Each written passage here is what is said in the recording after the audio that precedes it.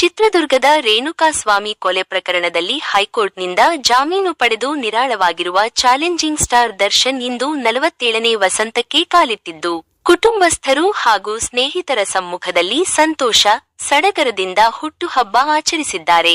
ದರ್ಶನ್ ಹುಟ್ಟುಹಬ್ಬದ ಹಿನ್ನೆಲೆಯಲ್ಲಿ ಪತ್ನಿ ವಿಜಯಲಕ್ಷ್ಮಿ ಅವರು ಕಾಮನ್ ಡಿಸ್ಪ್ಲೇ ಚಿತ್ರವನ್ನು ಸಿಡಿಪಿ ಬಿಡುಗಡೆ ಮಾಡಿದ್ದಾರೆ. ಸಾಮಾಜಿಕ ಜಾಲತಾಣ ಇನ್ಸ್ಟಾಗ್ರಾಂ ಪೋಸ್ಟ್ ಮಾಡಿರುವ Vijayalakshmi celebrating the one and only D boss ಎಂದು ಬರೆದುಕೊಂಡಿದ್ದಾರೆ. ಸಿಡಿಪಿಯಲ್ಲಿ ಅಂಗಡಿಗಳ ಮುಂದೆ ನಿಲ್ಲಿಸಿರುವ ದರ್ಶನ್ ಅವರ ದೊಡ್ಡ ಕಟೌಟ್ ಎದುರು ಅಭಿಮಾನಿಗಳು ಸಂಭ್ರಮಿಸುತ್ತಿರುವಂತೆ ಚಿತ್ರಿಸಲಾಗಿದೆ. ಹ್ಯಾಪಿ ಬರ್ತ್ಡೇ ಡಿ ಬಾಸ್ ಎಂದು ಶುಭ ಕೋರಿದ್ದಾರೆ. ಈ ಸಿಡಿಪಿಯನ್ನು ದರ್ಶನ್ ಅವರ ಅಪಾರ ಅಭಿಮಾನಿಗಳು ವಿವಿಧ ಸಾಮಾಜಿಕ ಜಾಲತಾಣಗಳ ವೇದಿಕೆಯಲ್ಲಿ ಹಂಚಿಕೊಂಡಿದ್ದಾರೆ.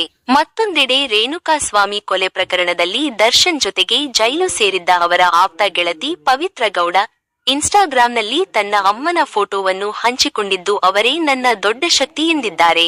ದರ್ಶನ್ ಅವರಿಗೆ ಶುಭಾಶಯ ಕೋರುವಂತಹ ಯಾವುದೇ ಪೋಸ್ಟ್ ಹಾಕಿಲ್ಲ. ಇದು ದರ್ಶನ್ ಅಭಿಮಾನಿಗಳಲ್ಲಿ ಕುತೂಹಲಕ್ಕೆ ಕಾರಣವಾಗಿದೆ.